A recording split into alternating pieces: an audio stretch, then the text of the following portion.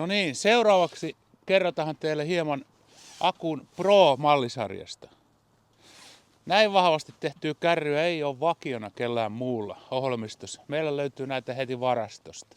Käydään pikkasen läpi, mikä on ero Prolla ja äsken esityllä Primella. Lähdetään täältä. Eli meillä on vetopää, nyt siellä on leima 1500 kiloa. Sitten meillä on aisapyörä, mikä yleensä kun on paljon kuormaa vaunussa, niin tämä pyörä kun joutuu pieneen monttuun, niin se saattaa taittua herkästi, mutta täällä on tuplatuenta.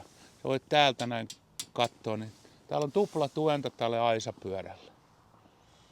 Kestää siis siirrellä aisapyörän varas rankempaakin kuormaa. Sitten täällä nyt jo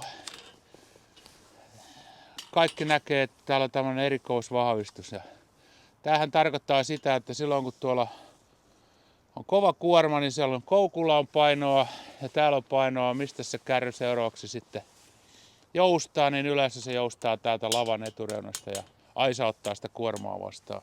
Mutta täällä se on huomioitu. Ja nyt akseli ja alusta on 2000 kilonen.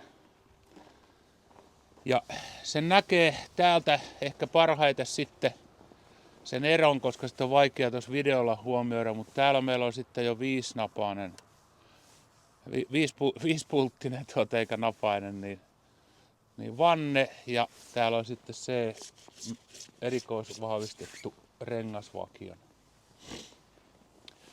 Nämä on ne erot tuohon Primeen. Sitten kun halutaan kuormaa oikein rajusti, ja sehän ei tarkoita tieliikenteessä, vaan sehän voi olla jossain maatilakäytössäkin, jossa joudutaan siirrellä vähän raskaampia tavaroita. Näin.